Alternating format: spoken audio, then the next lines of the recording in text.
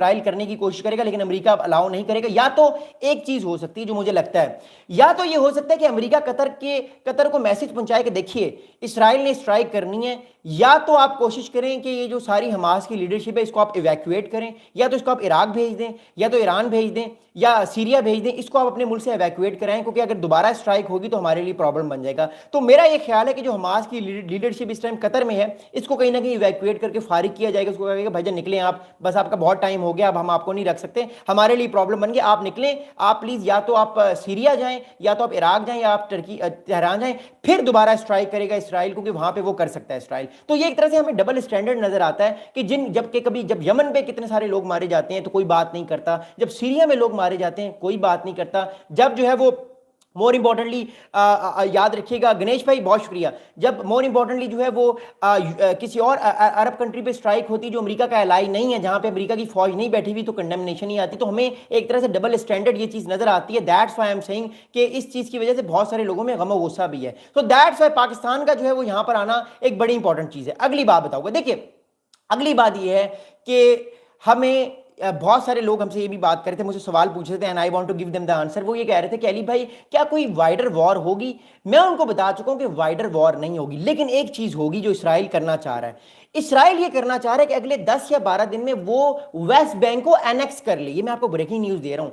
Israel ये चाह रहा है कि 22 सितंबर से पहले, आज तकरीबन 12 सितंबर है, 22 सितंबर को यूनाइटेड नेशन जनरल असेंबली का इजलास है। गालिबन इसराइल को ये शक हो चुका है कि अब बहुत सारे यूरोपियन कंट्रीज भी टू स्टेट सोल्यूशन को मान लेंगे। बहुत सारे European countries including France, UK, Germany, Norway, ये बड़े बड़े जो यूरोपियन के कंट्रीज हैं, इनमें डेनमार्क भी, ये सारे कंट्रीज टू स्टेट सोल्यूशन को मान लेंगे। और मोर इंपॉर्टेंटली जो है वो पैलेस्टीन को एक नई रियासत, एक नई कंट्री को एक्सेप्ट कर लेंगे कि पैलेस्टीन एक नई रियासत है।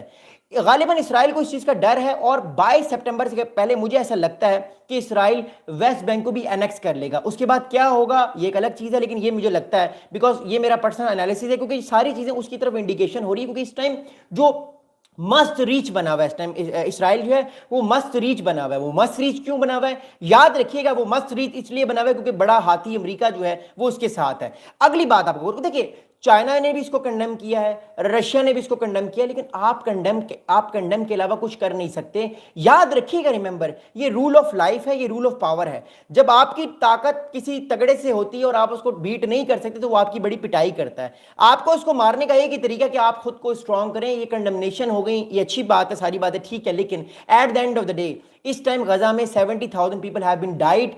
7 अक्टूबर आने वाली है, 7 अक्टूबर को 2 साल हो जाएंगे गजा में जो जेनोसाइड स्टार्ट हो रहा है। I think, what I personally think is that, ये मेरा एनालिसिस भी है और ये मैं बहुत सारे लोगों को सुन भी रहा हूं और अंडरस्टैंड भी कर रहा हूं कि इसराइल जो है वो आने वाले टाइम पे और ज्यादा अपने आप को ताकतवर करने की कोशिश करेगा। इसराइल जो है वो अमेरिका की और मदद लेगा, बिकॉज अमेरिका जो है वो ये चाहता है कि अपने आप को और ज्यादा तगड़ा कर सके। अमेरिका जो है वो चाहता है कि वो रीजन पे अपनी हेजेमनी को कायम कर सके। इसराइल भी ये चाहता है, लेकिन अमेरिका ये चाहेगा कि इसराइल हमेशा अमेरिका का जूनियर पार्टनर बन के रहे, उसके ऊपर ना आए, हमेशा उससे नीचे रहे। अगली बात आपको बताऊंगा, देखिए अगली बात ये है कि इस टाइम इंडिया का रिस्पांस भी बड़ा इंपॉर्टेंट है। अब इंडिया के जो प्राइम मिनिस्टर मोदी हैं, मोदी साहब ने भी कहा कि उन्होंने कंडेम किया है सारे मसले को, और कतर के अमीर और कतर के जो प्राइम मिनिस्टर हैं उनसे बात करके भारत ने भी कंडेमनेशन की। लेकिन ये सारी कंडेमनेशन जो हो रही हैं, ये आने वाले टाइम पे चीजें कैसे जाएंगी? मैंने आपको एक प्रेडिक्शन दी है, आई डोंट वांट कि ऐसा हो, लेकिन ऐसा हो सकता है। देखिए मैंने आपको एक प्रेडिक्शन दी है कि अल्जेरिया, मोरक्को, टर्की, ईरान और इराक, यहां पे अभी भी हमास की लीडरशिप है। अगले अटैक्स इनमें से किसी एक कंट्री पे आ सकते हैं। टर्की पे शायद ना आए, लेकिन ईरान, इराक, मोरक्को और अल्जेरिया यानी अल जज़ायर जिसको हम कहते हैं, दैट्स वाई जो है ये चीज जो है ये आ सकती है और आने वाले दिनों में अटैक हो सकता है। सो रिमेंबर दैट, ये चीजें आने वाले टाइम पे होंगी। अगली बात बड़ी इंपॉर्टेंट है। अगली बात यह है कि इस टाइम जो है वो इब्राहिम एकॉर्ड्स की तरफ जो प्रेशर आ रहा था अमेरिका की तरफ से, यूएई के बाद ये प्रेशर आ रहा था कि Saudi Arabia, Qatar, Kuwait, Bahrain तो ऑलरेडी कर चुका है, कतर, कुवैत, ये सारे 3-4